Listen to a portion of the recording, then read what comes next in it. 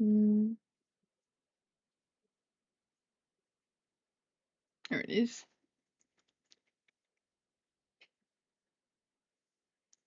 Ooh, salmon. I love salmon. Salmon on the grill is an easy, I don't think I've ever flavorful way had to like eat fish. salmon And with at a these barbecue. tips, a little precision and practice, you can grill any kind of fish. First, fish know-how. These are steaks, these are fillets. Okay, wild, got it. It's best to get them with skin. The skin helps hold your fish together and The prevent skin is sticking on the grill. delicious. Should you eat the skin? That's up to you. Make sure there are no pin bones. Okay. Before you cook, pat the salmon dry and season it with kosher salt and freshly ground pepper.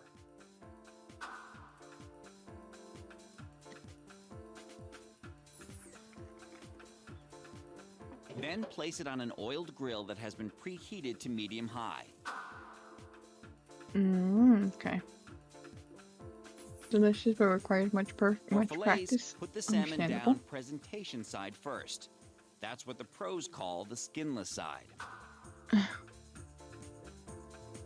Ooh, crispy, yes, please. I Space like the it fillets crispy. out a bit so that they cook evenly.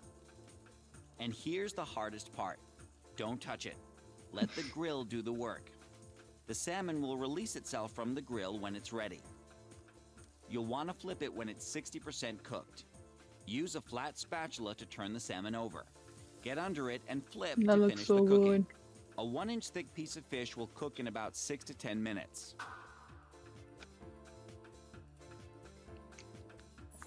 Cook it to your liking. 6 minutes and it will be slightly pink in the middle. 10 minutes and it will be cooked through. Remove the salmon from the grill and, like any other protein, let it rest. Yummy. Yum, yum, yum, yum. Serve it up with some lemon. It's that simple. So fire up your grill and give it a try before this one gets away. What else?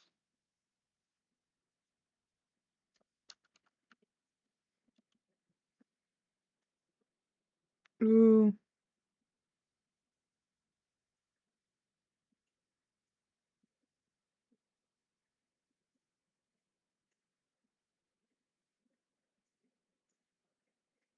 Is there like grilling ASMR? Is that a thing? Oh god.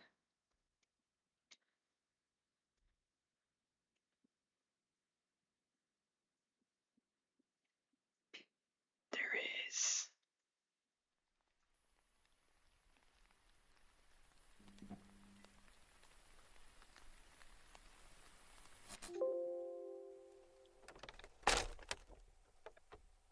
No, if it's too loud.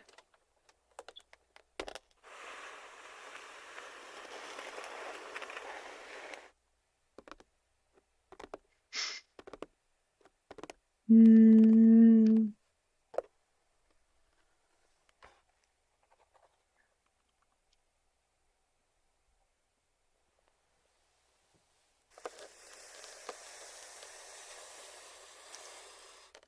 So good. Fries. So yummy.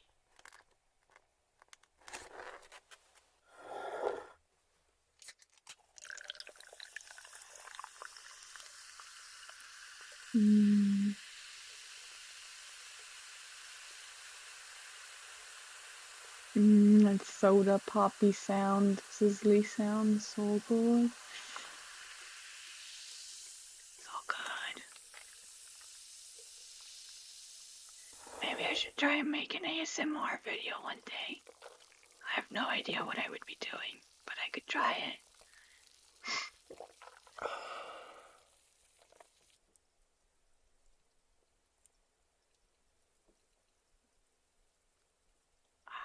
Okay.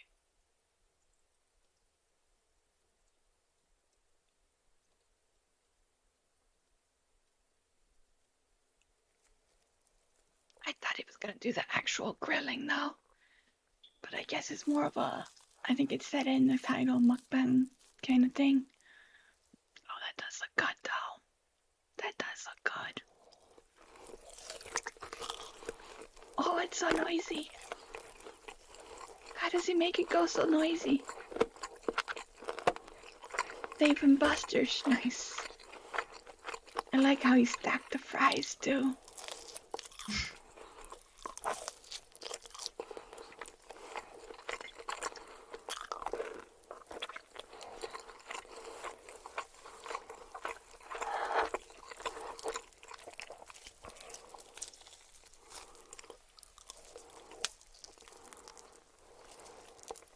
Damn, one big bite.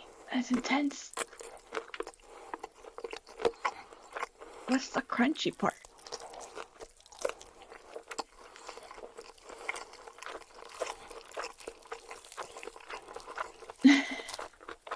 That's a good one, Nukin. I like that. I would lose instantly, but that's a good one. Whoever's stomach growls last wins.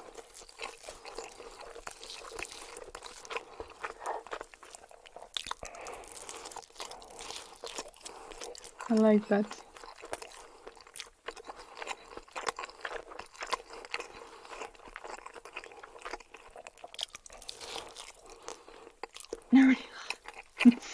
Yep.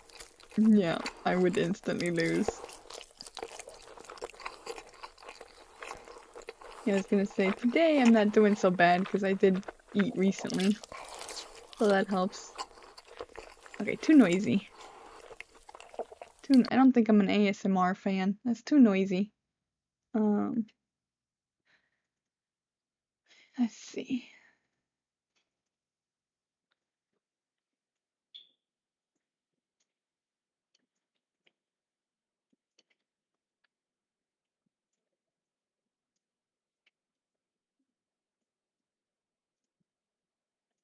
Ooh, yes. Yes. Special guest star. The cook. The cook. The mighty cook. Where's... There it is. Food theory videos? Okay. Food theory?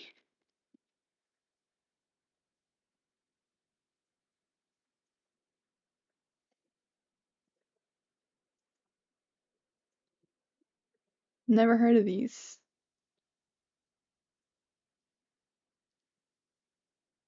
Never heard of these before.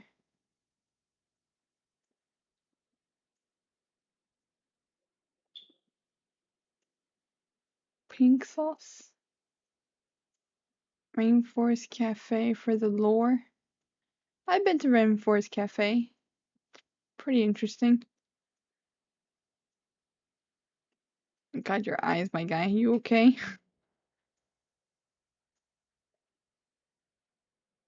Science meat food. Interesting. You're eating pasta wrong. Yum radiation. Hey, are the bananas gonna turn all melty? It's a sign of time travel, I tell ya. Sign of time travel.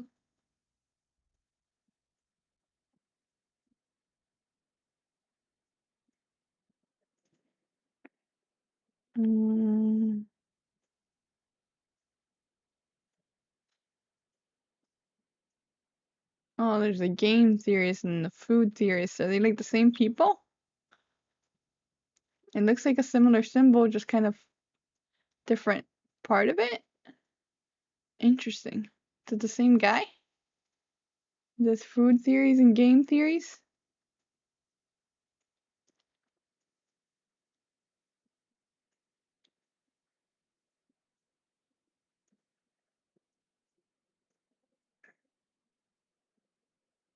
Oh, game, film, and food. Oh, he needs one more to fill in the circle.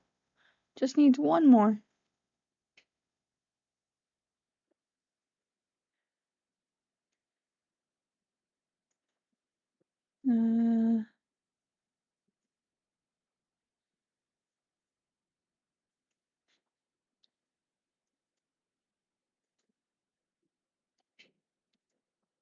All run by Matt Pat. Interesting. Hello there! Welcome to the world of Pokemon! My name is Matt Pats. People call me the food theorist. This world is inhabited by creatures called Pokemon. For some people, Pokemon are pets. Others use them for flight. As for me, well, I slice them up and eat them. I mean, where else in the world of Pokemon am I supposed to get my protein? Steaks don't grow on trees, you know, but applins certainly do. Oh boy. Hello, Internet! Welcome to Food Theory, the show that's Oh, part boy. of a balanced YouTube diet, provided you're also consuming the content of our sister channel, Game Theory. Speaking of Game Theory, make sure you round out your daily meal of online content consumption with a taste of our newest episode all about how the character Nurse Joy is secretly... And, you know, you could just make a new channel and be the time. Do people in the Pokemon world eat Pokemon? What would the tastiest Pokemon be if they ate Pokemon? And here's the thing, friends, both of those questions have been answered. Yeah, people eat Pokemon. The franchise doesn't even try to hide that fact. Like Appleton, the evolved form of Applin, whose Pokedex entry literally says that children will eat it as a snack. Appleton. Oh, Its body cool. is covered in sweet nectar, and the skin Cool. on its back is especially yummy. Children used to have it as a snack. And then there's Oh, Farfetch'd, cool. a Pokemon that was apparently so delicious it was hunted to the point of extinction. Slowpoke's tail is considered to be a delicacy. Shuckle eats berries that mix with its body fluids to become a delicious juice. And over in the world of Pokemon anime, Ash even outright asks Professor Oak if he's eaten his Krabby. Wait a minute, Professor, you're not eating my Krabby, are you? Don't worry, that Krabby of yours is too small to make a very hearty meal. On the other hand, the Krabby that Gary caught would make an excellent dinner. Look, here's the thing. I could sit here all day reading a Pokedex entries about edible Pokemon, but that's a topic that's quite frankly been done to death at this point. And honestly, all those questions miss the point. The biggest question of all isn't whether people eat Pokemon or which is the most delicious, it's actually what people in the Pokemon world would typically eat. What would a Kanto or Johto citizen's diet actually look like? I mean, sure, we know that Farfetch'd is some sort of rare delicacy, but if Pokemon are like the plants and animals of our world, by extension, most of the Pokemon should be edible. Scientists estimate that there are around 400,000 unique plant species on planet Earth, and that somewhere between 200 and 300,000 of them are edible. And yet, despite Most such of them. huge numbers of edible things, our regular diets tend to be somewhat limited. Sure, we can eat lobster and crab on a regular basis, but the average person in America eats less than a third of a pound of crab meat and lobster per year, out of over 220 pounds of meat they actually consume. Instead, Wow. it'd be more accurate to say that our proteins are just variants of beef, pork, chicken, and dairy. Same with plants. Our plant diets wind up being a small handful of fruits and veggies relative to the absolute massive number of vegetation that exists. Guess that's And as true. someone who's Good point. interested in the world building of the Pokemon universe, I'm not concerned with which Pokemon could be eaten. My guess is that most could be eaten if you tried. Rather, I want to know which Pokemon would be most likely to actually be eaten by a regular civilian. Where do most of the people in the Pokemon universe derive their sustenance from? In my personal Pokemon farm simulator, which Oh is boy. definitely a game that's going to be coming from Nintendo one of these days, Oh what boy. species of Pokemon should rancher Matt Pat be raising? So pour yourself a nice cool glass of moo milk Miltank? and fire up the grill for some Toro steaks, because Yep. we're getting ready to Yep. chow down on some fresh, fictional food. To figure out which specific species of Pokemon would provide the most optimal food source, we're going to consider two things here. The economics of farming based on real-world comparisons, as well as what we Understandable. directly know about the canon of the Pokemon universe. Let me begin by asking you a question. Why do we use specific animals for food? It's like that example that I brought up before. Our protein could come from lobsters and crab, mussels and oysters, but statistically, it doesn't. Instead, most people watching this channel probably have a diet where they get most of their protein from sources like dairy, eggs, poultry, pork, and beef. Those are But easy. why is that? Well, like most things in the world, it all boils down Cheap. to one thing: Easy and money. cheap. Farms are a business just like any other, and as such, the goal is to produce as much food as possible while spending as little money as possible. The cost of raising livestock can depend on a large number of factors. For instance, in the US, where we have an abundance of land that can serve as pastures for cattle and an abundance of water to keep those pastures green, beef is actually Maybe one not of so the much most anymore. profitable animals for farmers to raise. Maybe not so much However, anymore. in other parts of the world, land and water are much more scarce. In many drier parts of Africa and Asia, goats are actually the more economic economic alternative because they Mm. require less water to raise. So Makes if they're sense. more economical, then why don't American farms raise goats then too? Well, goats require more labor for each gallon of milk and each pound of meat they provide. So for places that have an abundance of labor and a scarcity of well-watered green pastures, goats make more sense. But over in America, where labor is relatively expensive and land is cheap, cows are the economical choice. However, there Understood. is one thing that seems to hold true no matter where in the world you are. Poultry is far and away the most efficient meat source. According to Love me livestock some farmer chicken. and author Kathy McCoon, broilers, that's the industry's word for chickens that are raised for their meat and not their eggs, are the Oh, cheapest meat buddies. source available for American Poor farmers, buddies. costing 97 cents per pound of meat to raise. By contrast, pigs are at $1.69 per pound, and grass-fed beef is $1.64 per pound. So by raising chickens, farms are saving about 40%. It's true in economic terms. It's also true in caloric efficiency. That is, how many calories of feed it takes to produce a single calorie of edible meat, i.e. for every 100 Chicken calories of feed a tendies chicken and consumes, we nuggies. get Yes, true. 13 calories of chicken back. Compare that 13% for chickens to the 8.6% that pork provides and a paltry 1.9% that beef provides. Obviously, it's not just the meat that the farmers have to consider here. There's also byproducts like milk and eggs. Other sources of animal protein crush it on the efficiency metrics. Whole milk has a caloric efficiency of a whopping 24%. Eggs, not far behind at 19%. So those are going to be the main Pokemon protein sources that I'm going to focus on. What would be our best dairy Pokemon and what would be our best ranch Pokemon to Miltank. raise and then slaughter for the meat? And immediately when I say dairy Pokemon, I'm sure there's one that pops into everyone's mind, Miltank. The thing Miltank. is, it's a cow, and it is very well known for being milkable. But remember, Oh, just God. because a Pokemon can produce milk doesn't mean it's the best Pokemon for producing milk. Farms in the Pokemon world, just like farms IRL, are going to be all about efficiency. Well, I'm Yeah, sure that yeah, a super inefficient milk maker might produce some exotic luxury product that 1%ers can enjoy with their Swana, foie gras, and relicanth caviar. We're looking for what would be sold to budget-conscious grocery shoppers in the Pokemon world. So when it comes to Pokemon farming Pikachu with a efficiency, milk there are two mustache, that's pieces cute. of in-game data that I think make the most sense to evaluate. The first is the incubation period. For those of you who don't know, considering that this is the food channel after all, Pokemon hatch from eggs, and each Pokemon's egg takes a different amount of time, or to be more accurate, a different number of steps in order to hatch. Just to give you a baseline for comparison, starter Pokemon from Gen 1 like Charmander, Squirtle, and Bulbasaur each take around 5,120 steps to hatch. The fastest hatching Pokemon, Magikarp, needs only a fifth of that, 1,280 steps, and the pre-evolved forms of rare Pokemon like Dragonite, Tyranitar, and Garchomp take slightly over 10,000 Woof, steps that's a lot to of hatch. steps. Of course, you've not only got to hatch your Pokemon, you've also got to raise them, which is why we're also Oh, going to baby consider a Jigglypuff. second criterion, the growth rate for each Pokemon. After all, out in the real world, most cows don't get turned into beef until they've had 3 to 4 years of standing around converting nutrients from grass and corn into muscle and fat. Aw, Even baby short-lived animals like cows. chickens 3 to 4 still years, they're so typically take young. over a month to reach full maturity. Oh, And the damn. longer it takes to raise an animal or Pokemon, the more feed, labor, and other resources have to be invested into raising it. While some animals do get converted to meat before reaching full maturity, these tend to be more expensive luxury meats for the obvious reason that it's less cost-effective to slaughter an animal before it's reached full maturity. In fact, a lot of luxury food Gotcha. items are luxuries specifically because they're harvesting the food before it reaches adulthood, like caviar and lamb.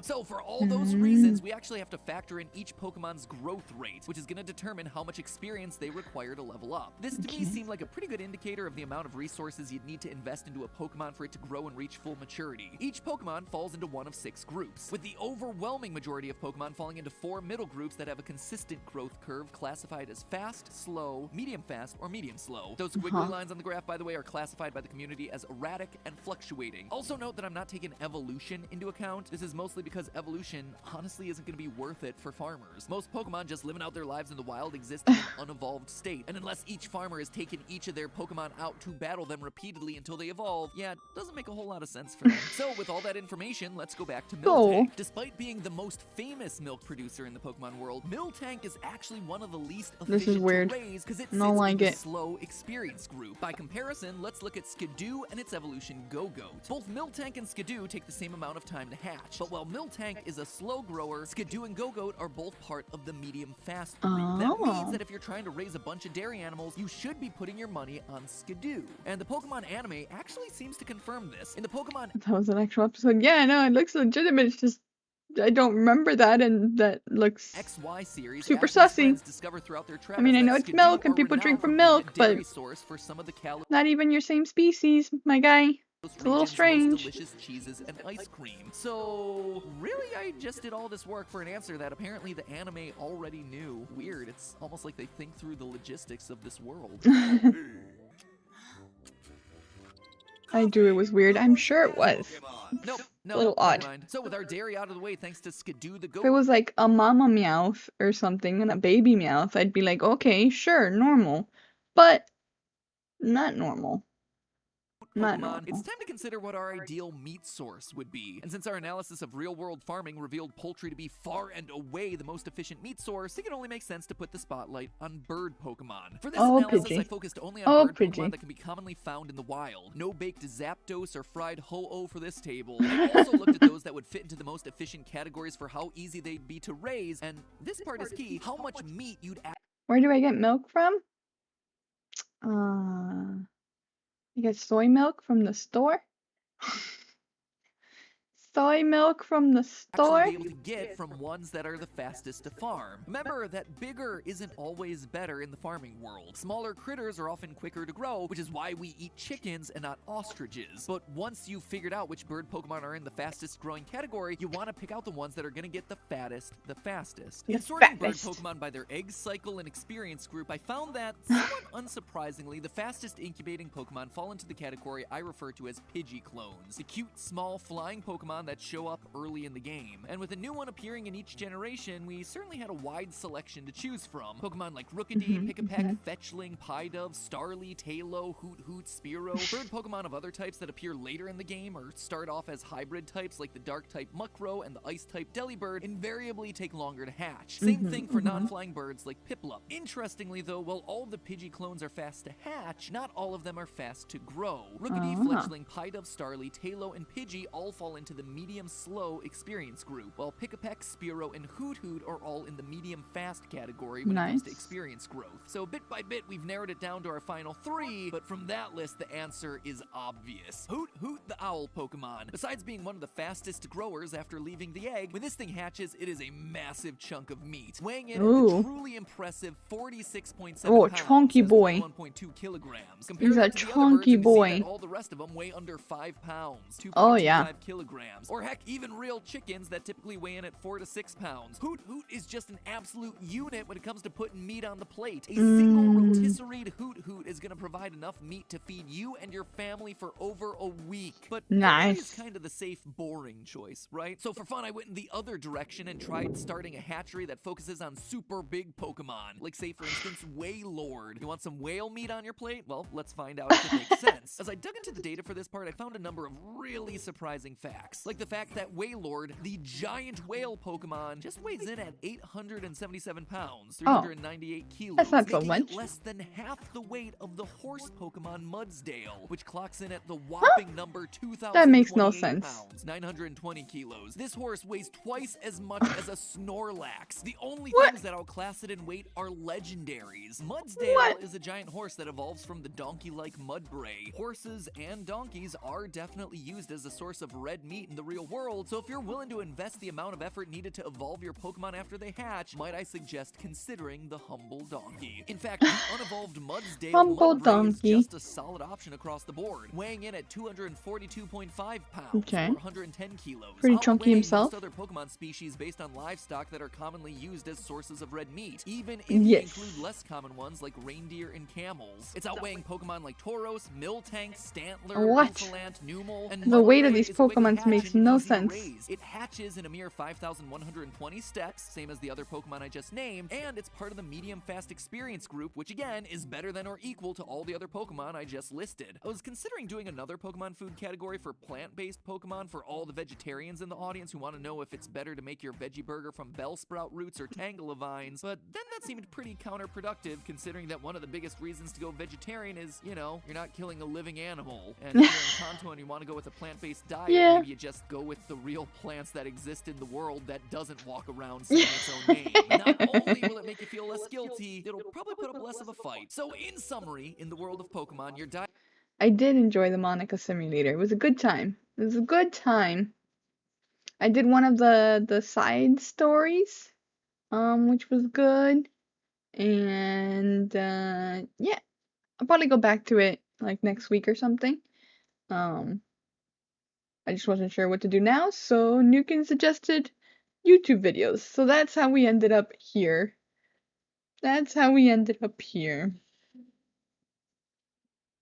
Yes, it was very, very good. I love it. Definitely gives the creepy vibes. Creepy vibes, kind of like Omori, kind of. Which I love, because Omori's like also one of the recent games that I've played that I've liked a whole lot. Ooh, another game that adds creepy vibes. What's that? What's that?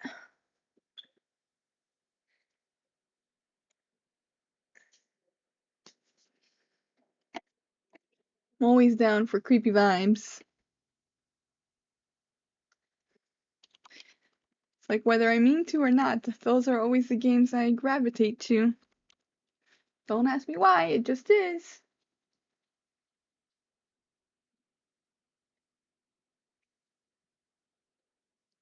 Sea of Solitude. Ooh, I don't think I've really heard about that one. Sea of Solitude. Hold on. Steam, I assume. Sea of Solitude. Oh boy. Oh boy. Oh, this looks vaguely familiar.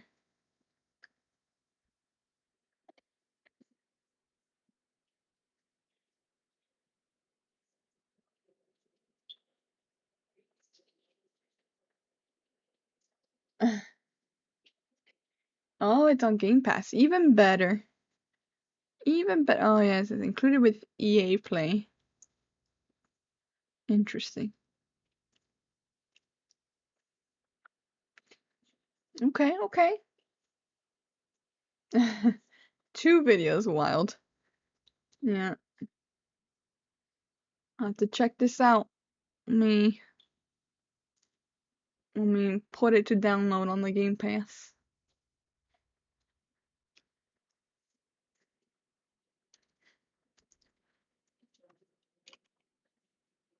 Watch the trailer? Okay. I'll watch the trailer. Hold on. Install. Let's see, what else? Recently added Opus Echo Star Song. Looks interesting. Midnight Fight Express. Oh yeah, Death Stranding. I don't know about Death Stranding.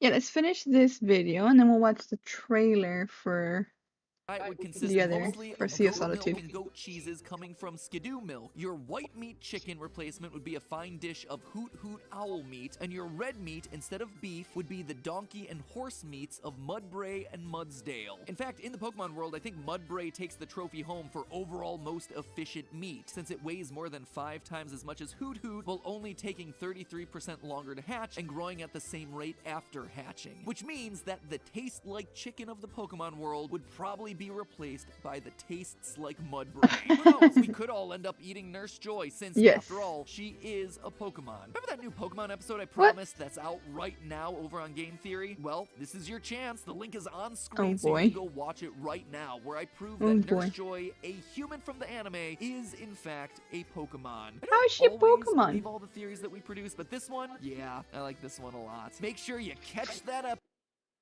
The nurse is a Pokemon? Does that mean the officer is a Pokemon too? It's gotta be, right? If she's a Pokemon, then by that logic, Officer... What is it? Officer... Jenny? Officer something. Is also a Pokemon, I would think. This is from 3 years ago, but... Where is he? You! Why didn't you do anything? Jenny. Where am I? And why is it so dark? Oh boy. The music choice is interesting. It's like Billie Eilish or something? Eilish? Sounds like her.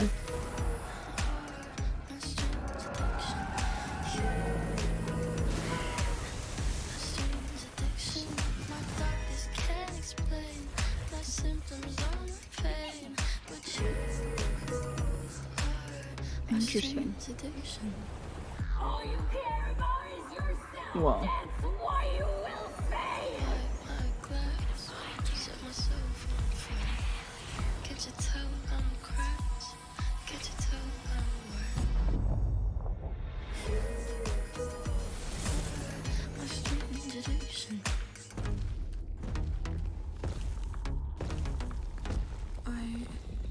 I remember now.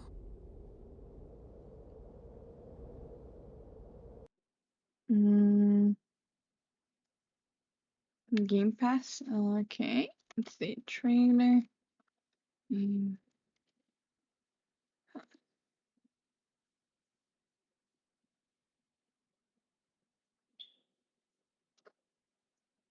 Mm. Mm. Let's see. EA Play maybe?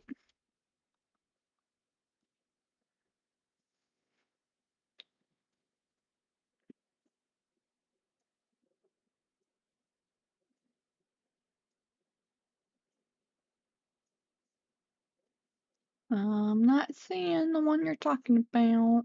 Oh. No. This one?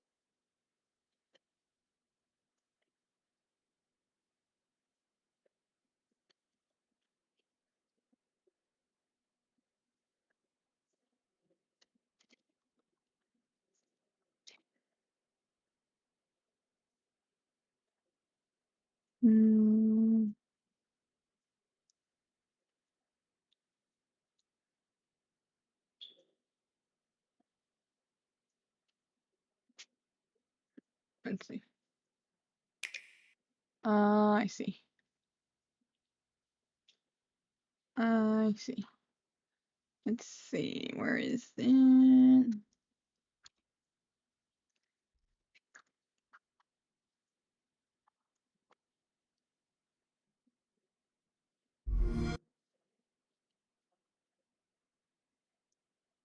See if I can.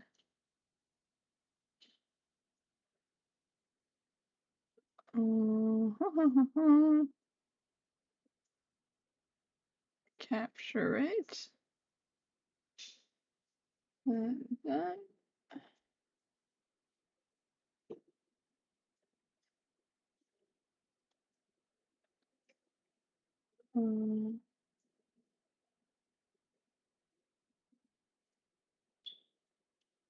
What's up?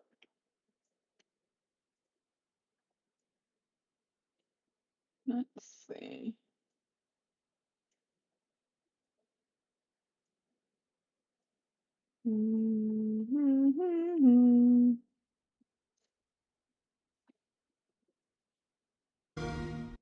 No, that's not it.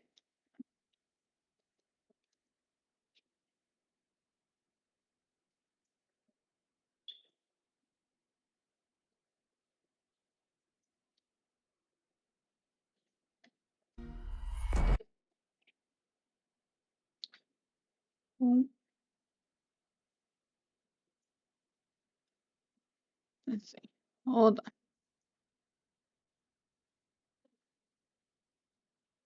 Hold on.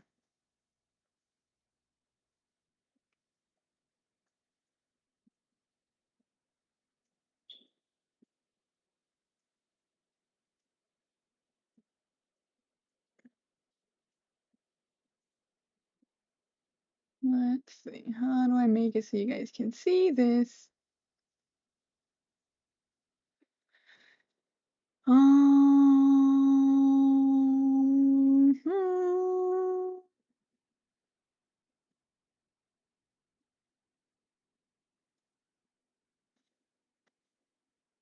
Ultimate fries. That sounds good.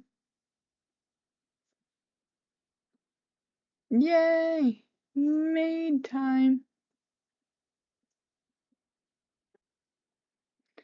Made time. I mean, I love me some fries. Alright, I don't know. Hold on. Mm. Mm.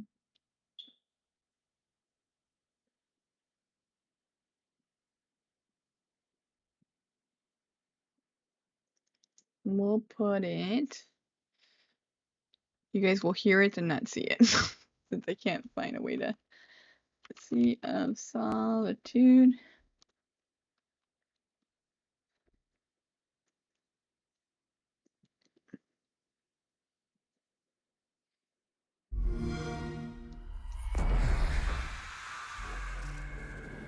Meet your monsters.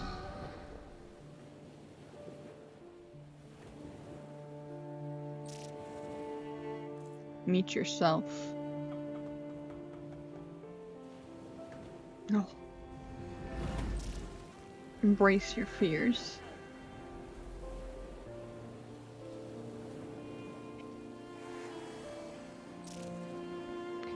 Follow the light.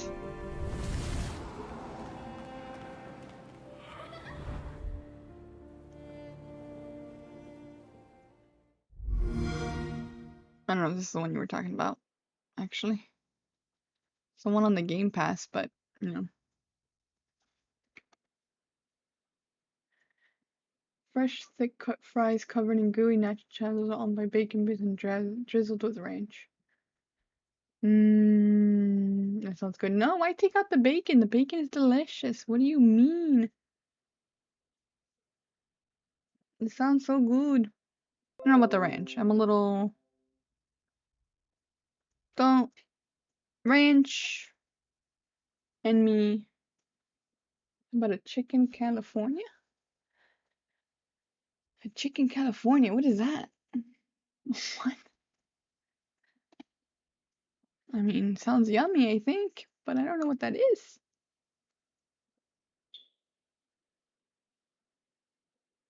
I don't know. But I want the chicken. Understandable. That's fair. That's fair. Oh, man. Let's see. What now? Shall we play Strange Horticulture?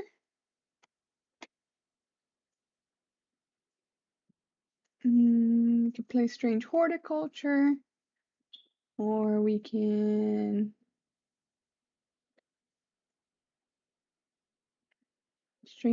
Strange Horticulture. Okay, well.